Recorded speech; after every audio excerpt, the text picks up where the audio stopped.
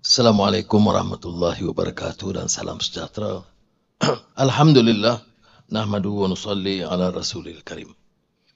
Saudara Tan Sri Zulkifli Ali, Ketua Susah Negara, Tan Sri Azam Baki, SPRM, Peguam Negara, Ketua Audit Negara, terutama Pesuruhjaya Tinggi Inggeris dan rakan-rakan yang saya muliakan. Hari ini ada dengan kerjasama SPRM khususnya, inisiatif atau ikhtiar untuk kita bukan saja perkenalkan, tapi menekankan pentingnya isu tata kelola. Saya perluaskan tata kelola dari konsep anti rasuah, kerana tata kelola ini prakasanya itu lebih luas, ya. Kerana ia mengelak pembaziran, ketirisan, dia bicara soal pertanggungjawaban, dan apa yang diungkapkan oleh Francis Fukuyama sebagai democratic accountability. Kita negara demokrasi, kita pilih pemimpin dan kita rasa mandat sudah diberikan dan dia akan diukur dan dinilai setelah 5 tahun. Tetapi itu bukan makna demokrasi sebenarnya. Dia raison d'être untuk legitimasi pengabsahan pimpinan itu ialah pelaksanaan kata-kata, terikat dengan prinsip perlembagaan, terikat dengan isu governance atau tata kelola yang baik. Dan inilah cabaran bagi kita. Akhir tahun 60-an, marhum Tun Abdul Razak, Perdana Menteri ketika itu, menyebut cabaran tanah Melayu pada ketika itu 3. Communalism, and corruption. Kata Tun Razak, kita hadapi masalah 3C. Ya, kita mungkin selesaikan ancaman komunis dengan kesedaran rakyat, komitmen tentera dan pasukan keselamatan polis. Kita masih hadapi isu perkauman atau komunalisme. Tetapi corruption yang diserang oleh pemimpin kita ketika itu lebih membara. Saya mewakili pendapat yang menganggap bahawa rasuah di Malaysia sudah sampai ke tahap yang agak sistemik. Tidak disenangi oleh banyak pihak. Tetapi kenyataannya begitu. Dan dari atas sampai ke bawah. Dari usaha kita memperoleh lesen kepada ke pusat pengajian tinggi, semuanya ada sikit sebanyak pengaruh yang sedemikian. Tanggungjawab kita bersama bukan sekadar meletakkan kesalahan kepada siapa, ialah komitmen untuk menjalankan pertanggungjawaban ini. Ya. Apa yang disebut sekali lagi pertanggungjawaban dalam negara demokrasi atau democratic accountability. Dan kita tidak mewar-warkan bahawa seolah-olah ini masalah negara berkembang, negara membangun dan sudah agak dapat diselesaikan dengan baik di negara maju. Tidak benar. Saya ikuti laporan OECD Eropah dan pernah hadir sekitar beberapa tahun yang lalu dalam sidang mereka yang juga menjadikan isu rasuah yang lebih sophisticated atau canggih terutama dalam pembelian, isu pembelian senjata. Di Amerika Syarikat, ya, dibicara tentang institutionalized corruption, K Street, Washington DC, di mana diasaskan beberapa pusat dan syarikat public relations yang kerjanya melobi dan membayar ahli-ahli politik, tokoh-tokoh politik, kongres atau mendukung parti mereka dengan syarat dasar projek mereka diberikan. Ini semua pengajaran bagi kita. Saya tidak mau lontarkan sekali lagi atau menyingkap sejarah yang pernah saya sampaikan dulu.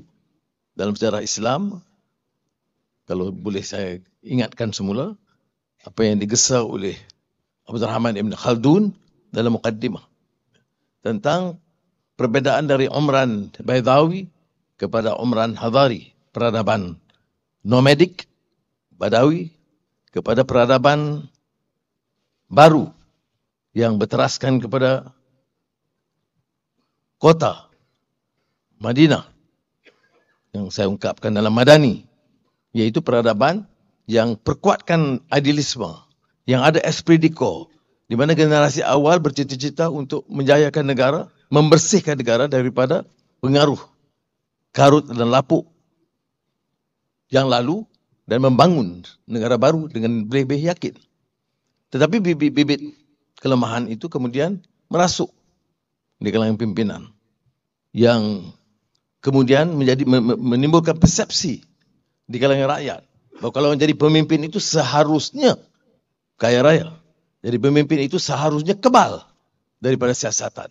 Dan menjadi pemimpin itu seharusnya terlepas dari apa-apa bentuk tindakan. Ini semua bibit yang kemudian menghancurkan dan meruntuhkan negara seperti mana dikupas oleh sejarawan dan sosiologis Abdul Rahman Ibn Khaldun dalam Muqaddimah. Sebab itu bila saya diamanahkan dengan tugas ini, saya juga sedar ia bukan satu perkara yang mudah. Saya ucap terima kasih kepada KSN, Peguam Negara, SPRM, Ketua Audit dan ramai rakan-rakan yang nampak committed dan sealiran untuk mengambil beberapa tindakan yang lebih tegas dan berani menyelamatkan negara daripada kebejatan yang terkait dengan isu tata kelola yang buruk dan rasuah yang membara. Dan seperti sudah sedia maklum, memang saya lontarkan isu tata kelola dan rasuah ini yang begitu menyakitkan telinga beberapa kalangan yang tak suka langsung dengar isu tata kelola. Kata dia Anwar ni tak ada modal lain, tata kelola, tata kelola. Tapi dia lupa bahawa ini punca kita runtuh atau hampir lemah ketimbang negara lain ialah kerana kelemahan tata kelola. Di dalam sesi lain, saya pernah lontarkan kajian yang dibuat oleh BCG tentang apa yang disebut tentang SEDA, Sustainable Economic Development of Assessment. Dalam SEDA, Sustainable Economic Development Assessment, dibandingkan sejak 99, 20 tahun Malaysia yang punya keupayaan untuk melonjak naik dari sudut ekonomi, kesihatan, pendidikan, prasarana, keselesaan umum, itu Sustainable Economic Development, tetapi tidak merosot dan runtuh, tetapi mendatar selama 20 tahun. Ketimbang negara-negara lain, Vietnam, Indonesia dan lain-lain di ASEAN. Ini menyebabkan atau menuntut kita melakukan beberapa tindakan yang lebih berani dan tegas. Dia sehinggakan ada kalangan mengatakan, iyalah, dah jadi Perdana Menteri atau Menteri Kewangan atau Menteri, takkan tak boleh kaya. Bodohlah kalau jadi Menteri Kewangan dan Perdana Menteri tak kaya dan tak jaga keluarga supaya kaya raya. Ini persepsi yang diterima termasuk oleh elit politik, elit pentadbiran dan elit universiti di negara kita. Tidak semua tentunya. Nanti ditegur pula oleh profesor. Tetapi ada. Sebab itu beberapa kerana kerusakan, skandal skala besar yang berlaku di negara kita dulu, itu sebab kelesuan, kebisuan golongan elit yang secara menyeluruh. Kau tidak mungkin berlaku dengan begitu berleluasa sehinggalah keadaan itu dirasakan tenat, dihebahkan di luar negara. Barulah kita rasa sedikit terpanggil untuk mengambil tindakan. Jadi saudara-saudara, sebab itu saya anggap langkah peluncuran bukan soal arahan Perdana Menteri yang terima oleh Jemaah Menteri tentang pemantapan tata kelola nasional ini satu langkah yang sangat penting. Beri mesej yang jelas kepada Jemaah Menteri, kepada pimpinan pentadbiran, kepada pimpinan seluruh syarikat-syarikat, termasuk terutama syarikat-syarikat kerajaan, yang tidak boleh anggap mereka punya ruang dan wewenang untuk berbelanja dan sesuka hati tanpa beberapa peraturan yang ketat dan dipantau dengan lebih teliti oleh bukan saja PACU, unit di ICU, di Kementerian Kewangan, dan sekarang yang kita bentuk untuk selaraskan juga pantau madani untuk pastikan apa yang diputuskan dalam arahan tata kelola baik ini dipatuhi dan dilaksanakan, dan harus ada tindakan yang tegas dan keras sekiranya ada sebarang kecuaian. Saudara-saudari, saya faham isu ini isu kontroversi kerana setiap kali tindakan diambil, apalagi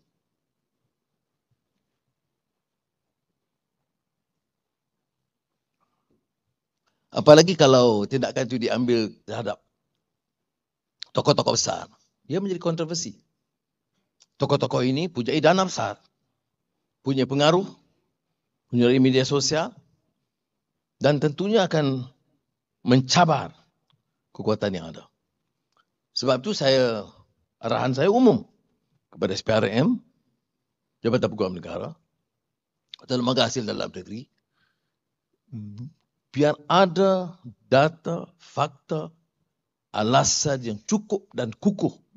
Dan sekiranya ada, saya tidak peduli kedudukannya, pengaruhnya, dananya, tetapi tindakan tegas harus diambil. Dan kita telah mula, saya ucap tahniah kepada SPRM yang menunjukkan keberanian. Kalau tidak, apa yang berlaku seperti kejayaan PDRM baru-baru ini dalam kes Dadah. Ratusan ribu telah ditangkap. Siapa? Penagih. Puluhan ribu ini diambil. Siapa? Ejen-ejen kecil. Tetapi tokoh-tokoh besar yang terlibat membawa dana untung ratusan juta ringgit dan kehilangan kerugian bebanan puluhan bilion ringgit. Kemudian tekanan kepada kerajaan membayar bilion ringgit untuk memulihkan keadaan ini, itu tidak disentuh. Kalau ditangkap pun cepat dilepaskan. Itu baiknya pengalaman saya di Sungai Buloh. Ya. Kerana saya pernah nampak orang yang besar ditangkap. Tapi cukup yakin kata dalam 3-4 bulan boleh lepas. Maknanya ada andaian bahawa seluruh jenteranya, badan penguasaan, badan perundangan, badan kehakiman itu boleh dipengaruhi. Alhamdulillah kita dapat ada ketegasan sekarang. Jabatan Peguam Negara, badan kehakiman, ketua audit negara, ketua audit negara wanita, boleh gerak. Yang dapat tegas. Dan ini bagi saya sangat perlu sekiranya kita serius untuk mengambil tindakan ini. Ya. Setiap kali tindakan tentu dikatakan, ya ini yang PDRM di Sabah. Ya. Sebab itu saya saban hari menyebut perkara ini sebagai contoh yang sangat baik. Kerana untungnya itu ratusan juta. Dan terlepas selama semua orang tahu. Saya 5-6 tahun dulu saya dah tahu dah. Tapi sukar mengambil tindakan kerana kelompok ini terlalu licik dan terlalu kuat pengaruhnya. Menjalar di seluruh negeri. Hanya dengan komitmen kekuatan ini yang disebut soal nilai. Dalam madani ini, selain daripada tata kelola, kemampanan, transisi tenaga dan transformasi digital, soal nilai itu sangat penting. Ya. Dan oleh bicara soal anti rasuah, termasuk kepala bapak-bapak perasuah. Saya masih ingat masa saya mahasiswa, bukan nama seorang pemimpin Thai pada masa itu, yang dia masuk setelah kudeta dengan keputusan tekad membantras rasuah. Tapi bila digulingkan, dana daripada USA masa itu $3 juta masuk poket dia. Jadi kita tidak boleh terpukau dengan janji dan komitmen. Tapi mesti dengan tindakan. Kalau saya sebagai Menteri Keuangan, kemudian saya ada gedung-gedung berbilion ringgit, harta di merata dunia, bank di seluruh kota di Afrika, dan tidak ada yang berani menyoal selain bisik-bisikkan, tidak layak jadi pemimpin di negara ini. Kalau menjadi pemimpin, mesti hadapi dengan apa juga risiko. Ya. Kerana wang dari anak-anak kita dirampas. Belanja sekolah, allowance untuk polis tambahan, allowance untuk pasukan bomba. Semua kita kena teliti secara terperinci. Ini nak naik gaji sedikit untuk pejabat awam. Kena ada mesyuarat. Nak teliti ni berapa boleh naik? RM40, RM60. Orang ini sapu berbilion ringgit, tak ada suara. Dan bukan saya begitu, ada yang pertahankan. Sudahlah, ini dah lama. Orang tu dah tua dah. Ada pula katakan, sudah, mengapa dendam? Saya, KSN tahu di dalam Jemaah Menteri, yang kalau di bawah pentadbiran saya, kalau orang bagi tahu ada satu kes rasuah, percayalah, saya tidak ada tolak ansur sama sekali. Tan Sri Azam tahu benar pendirian saya. Dan kalau sama ada di pihak parti yang menyokong saya atau menentang, itu soal lain. Tidak mempengaruhi keputusan. Tapi saya keras hal ini dan kebetulan ini forum yang baik saya jelaskan. Bahawa kalau kita tidak mula dengan berani, tidak mungkin kita selamatkan negara ini. Kita, apalagi di dunia Islam, tidak banyak negara yang bicara soal tata kelola dan good governance.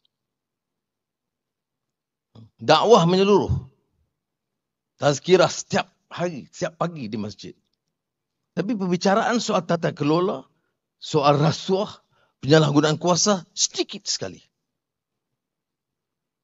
Dan ini yang dikatakan keperluan pencerahan. Bahawa soal rasuah ini bukan soal seorang itu menjadi kaya. Tetapi soal dana negara itu dihanyutkan. Sudah bayangkan kita bincang bantuan kepada orang-orang miskin. Semalam hari Ahad kita ada perjumpaan dengan KSN yang beberapa pegawai. Berapa jumlah dana untuk membantu orang miskin setiap tahun di negara kita? Sekitar 22 bilion ringgit. 22 bilion ringgit itu kalau dibelanja langsung pada mereka dah selesai puluhan tahun dah. Tapi banyak ketirisan, banyak penyaluran untuk pelbagai jentera, pelbagai agensi, dan kalau minyak pun, minyak masak pun satu hal, minyak diesel sampai ke bot Siam di tengah laut, semua ini berlaku kadang-kala terang-terangan. Kontrak-kontrak besar, kalau ikut rundingan terus, bocornya itu mencecah berbilion ringgit. Saudara, saya tidak tahu tokak tambah. Saya ada tanggungjawab untuk pertahankan apa yang saya hujahkan. Bila kita batalkan, umpamanya, kontrak rundingan terus, setiap kontrak kita dapat jimat ratusan juta. Sama ada namanya Jana Wibawa, ketebatan banjir. Sampai bila kita nak biarkan begini? Dan mengapa harus isu seperti ini dipolitikkan? Saudara ada kesetiaan kepada sesiapa, itu masalah saudara. Saudara kepada minat kepada mana parti, itu soal saudara, pilihan saudara. Tapi tidak boleh bicara soal nilai, soal agama, soal bangsa, soal budaya. Dan pertahankan pengkhianatan kepada bangsa dan agama dan negara. Dan sebab itu, saudara, saya sedia hadapi risiko ini. Kerana tindakan yang lebih keras ini menyebabkan kelompok ini berpakat. Kita tidak boleh gugat pilihan saya. Tidak boleh lebih pelutut saya. Ini fatawakkal ala Allah, inna Allah yuhibbul mutawakkilin. Itu suruh tawakal kepada Allah Ta'ala. Tapi tidak ada lebih daripada pengalaman saya di penjara. Jadi ada baiknya orang yang dah lama di penjara ni, dia hilang rasa takut dia kepada penjara. Tetapi kalau itu, kalau komitmen kita menuntut, kita ambil tindakan. Saya sinis kalau sebelum ini, sudah yang ikuti saya tahu, tata kelola ke, anti rasuah ke. Kerana kita lihat yang besar-besar itu lepas. Dia lepas dengan confident. Kadang-kadang dia pun bicara, ini masalah kita ni, rasuah harus diselamatkan. Ya, siapa yang bicara ini? Jadi apa yang anggap rakyat ni, rakyat yang anggap kurang pendidik tak apa. Yang cerdik-cerdik pun jadi bodoh belaka. Dia hangguk belaka. Jadi apa yang telah jadi kepada kita? Apa makna pendidikan? Apa dia adabani rabbi fa ahsana ta'dibi? Pendidikan untuk memperbaiki akhlak dan nilai. Jadi percayalah, peluncuran tata kelola ini bagi saya satu keputusan yang baik yang harus dihadam dan dilaksanakan sesungguhnya. Dengan pengalaman saya 1 tahun dalam kerajaan, saya syukur Alhamdulillah kerana Baris Jemaah Menteri dengan dari pelbagai latar belakang parti dengan penjawat awam yang saya sempat bersama dengan badan-badan seperti SPRM, Jabatan Peguam Negara, Ketua Hadid, nampak komitmen itu ada. Dan saya syukur Alhamdulillah kerana ada kesediaan mereka untuk bawa perubahan ini. Tidak mungkin ada tindakan terhadap tokoh besar tanpa jentera. Lawangan, lontaran idea saya tidak akan bermakna kalau tidak ada komitmen dari mereka. Tidak mungkin ada tindakan pada pengedar dadah besar di sawah itu tanpa kecekalan dan keberanian PDRM. Dan saya percaya itu satu permulaan penting dalam negara kita. Dan saya minta mereka teruskan dalam hal ini. Selagi saya diberi mandat, insya-Allah saya akan pertahankan dengan sedaya upaya kita. Ini juga moto reformasi dulu berdasarkan ayat Al-Quran. In uridu illa al-islah mastata'tu. Doa Nabi Allah Syuaib alaihissalam dalam Al-Quran. Akan aku lakukan perubahan ke arah kebaikan sedaya upaya aku. Saya tegaskan dalam rumusan ini dengan menekankan kepentingan kita meningkatkan isu pertanggungjawaban atau accountability. Dan sepaham saya, orang Islam, terutama Melayu ini, begitu sekali sebati kefahaman tentang tanggungjawab. Anak-anak kecil di sekolah pun dah baca. Dah hafal, kullukum ra'in wa kullukum mas'ulun an ra'iyati. Saya kata baca dan hafal, belum tentu amal. Maksudnya tanggungjawab dan akan dipersoalkan pertanggungjawaban kita. Pernah saya dulu mempengurusikan badan yang disebut World Accountability yang berpusat di London. Yang saya pengurusikan tapi eksekutifnya itu Simon Sinek. Dan saya bersama mantan Presiden Ireland, Mary Robinson, seorang tokoh wanita yang sangat dinamik. Dan saya sampaikan pidato tentang accountability dalam bidang antarabangsa dengan menggunakan tema hadis. Kullukum ra'in wa kullukum mas'ulun 'an ra'iyati. Dan saya kata, orang Islam daripada kecil, dia tahu accountability. Dia tahu public responsibility. Tetapi bila disoal, saya kata belum tentu kita boleh tunjukkan negara yang menunjukkan kefahaman dan pelaksanaan prinsip public accountability ataupun yang diungkapkan oleh Fukuyama sebagai democratic accountability. Mudah-mudahan Malaysia restui Allah SWT dapat mengangkat martabat negara dan rakyat mencapai satu tahap kemajuan dalam arti kata yang sebenar. Kita kemajuan, kemampanan kita semua terikat pada nilai. Tidak sama dengan pertimbangan yang materialistik. Nilai insaniah, nilai ihsan dan rahmah dalam kita. Dan semua ini mestilah dalam pemerintahan terikat dengan urusan tata kelola. Tata kelola ini mesti bermula dari atas. Tidak ada sebab ada lagi pandangan bahawa seorang Perdana Menteri mesti berakhir dengan dana bilion ringgit. Seorang Menteri Kewangan mesti berakhir bersara setelah mengumpul puluhan bilion ringgit. Dan ini diampunkan oleh rakyat. Ini akan membawa malapetaka kepada negara kita. Jadi sebab itu, saudara yang bertanggungjawab, silakan teruskan usaha, laksanakan sebaiknya. Semoga Allah merestui kerja amal kita. Wassalamualaikum warahmatullahi wabarakatuh.